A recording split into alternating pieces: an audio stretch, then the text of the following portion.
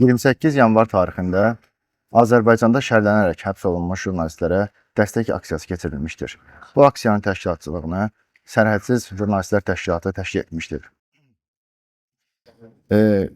Aksiyalar Berlin və Paris şəhərlərində təşkil olunmuşdur. Biz Strasburqdan Avropa Şurası Parlament Assambleyasından bu aksiyaya dəstəyimizi bildiririk və həmən Sərhədsiz Reportajlar təşkilatının mətnini sizlər üçün oxuyuram. Azərbaycanlı jurnalist Sevinç Vaqif qızı artıq 800 gündür ki, həbsdə saxlanılır. Bu 2 il ərzində müstəqil araşdırma mediası olan Abzas Medianın baş redaktoru penitensiar müəssisə əməkdaşları tərəfindən fiziki zorakılığa məruz qalıb. Saxlanıldığı kamerada şəxsi əşyalarından məhrum edilib. Ona kifayət qədər su və qida verilməyib. 2025-ci ilin sentyabrında 675 gün həbsdə qaldıqdan sonra Sevinç Vaqif qızı daha ucqar bir həbsxanaya köçürülüb ki, bu da onun daha da təcrid olunmasına səbəb olub. Hazırda və o daha 24 müstəqil jurnalist Azərbaycanda yalnız jurnalist fəaliyyətlərinə görə həbsdə saxlanılır. Beynəlxalq həmrəylik aksiyası çərçivəsində saxlanılan jurnalistlərin ağır və qeyri-insani vəziyyətinə diqqət çəkmək üçün Berlin, Paris və Berlin şəhərlərinin mərkəzlərində həbs kameralarını və saxlanma şəraitini simvolik şəkildə canlandırılır. Azərbaycanda həbsdə olan müstəqil jurnalistlər psixoloji təzyiqlərə, alçaldılmaya, çirkli şəraitə, gigiyena çatışmamazlığına və hətta işgəncəyə məruz qalırlar. Bütün bunlar yalnız ona görə baş verir ki, onlar öz peşə borclarını yerinə yetiriblər və Bakı rejimini tənqid edən yazılar dərc ediblər. Sevinç Vaqif qızının saxlandığı kamera cəmi 4 kvadrat metrdir. Halbuki Avropa Şurasının İşgəncələrin qarşısına alınması komitəsi sanitar qovşaqlar istisna olmaqla kameralar üçün minimum 6 kvadrat metrlik sahə müəyyən edib. Azərbaycan Avropa Şurasının üzvü olmasına baxmayaraq bu normalar əməl etmir.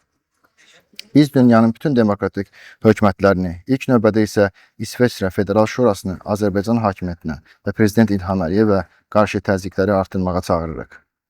Azərbaycan avtoritar neft dövlətidir və eyni zamanda Avropa və İsveçrə üçün enerji sahəsində əhəmiyyətli tərəfdaş sayılır. Azərbaycanın dövlət neft-qaz şirkəti SOKAR İsveçrədə güclü kommersiya mövcudluğuna malikdir və 200-dən çox yanacaq doldurma məntəqəsini istismar edir. Bu məntəqələrin bir çoxu Migros, Migrolino şirkəti ilə franchising müqaviləsi əsasında fəaliyyət göstərir.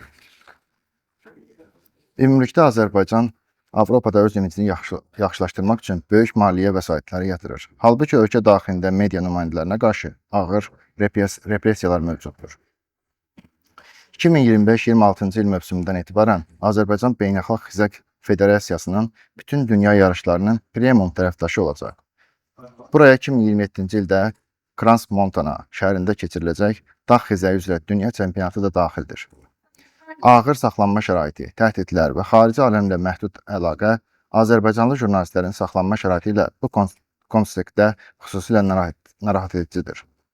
Ağır xəstə olan jurnalist Ələsgər Məmmədli heç bir tibbi yardım almır. Jurnalist Nərgiz Abaslamova bildirilir ki, bəzi hallarda həkimlər dərman və müalicə üçün normal qiymətin 3 qatını tələb edirlər. Ümumiyyətlə, jurnalistlərin xarici aləmlə əlaqəsi son dərəcə məhduddur. Onlar yaxınları və ya vəkilləri ilə əlaqə saxlamaq istədikdə, bu çox vaxt yalnız həbsxanadakı vəziyyətləri barədə danışmaqdan imtina etdikləri təqdirdə mümkün olur. 2025-ci il 7 may tarixində həbsdə olan jurnalist Ülviyə Əli yazır. Həbsxanadakı informasiya blokadasına baxmayaraq, reallıqla əlaqəni itirməməyə çalışıram. Həmrəylik kampaniyasının mərkəzində olan 25 jurnalist, Həmrəylik kampaniyası hazırda həbsdə olan 25 jurnalistə fokuslanır. Berlin şəhərində 4 kvadrat metrlik çadır qurulub ki, bu da Azərbaycanda təcrid kameralarının ölçüsünü simvolizə edir. Çadırın xaricində həbs olan jurnalistlərin üz şəkilləri və adları, içərisində isə həbsxana şəraitini əks etdirən elementlər və saxlanılan jurnalistlərin statları nümayiş olunur. Sevinç Vaqif qızı bu jurnalistlər arasında ən tanınan simalarından biridir və dünyada həbs olan jurnalistlər üzrə prioritet işlərindən biri hesab olunur. O, Azərbaycan hakim heyətasında korrupsiya hallarını, xüsusilə Dağlıq Qarabağ bölgəsinin bərpası ilə bağlı maliyyə mexanizaziyalarını prezident ailəsinin və onun kommersiya tərəfdaşlarına yönələn şəffaf olmayan vəsait axınlarını ifşa edib. Azad mətbuatın boğulması. Jurnalist Elnara Qasımova həbslərin miqyasını belə təsvir edir. Saxlandığımız Bakı İstintaq Təcridxanasında demək olar ki, hər mərtəbədə peşə fəaliyyətinə görə həbs edilmiş jurnalistlər var. 2022-ci ildə qəbul edilən repressiv media qanunu tənqidi səslərin susturulmasına və medianın maliyyələşməsinin faktiki olaraq iflic olmasına imkan verir. BBC Azərbaycan və Azad Avropa Radiosu kimi beynəlxalq media qurumlarının fəaliyyəti məhdudlaşdırılıb ya da qadağan edilib.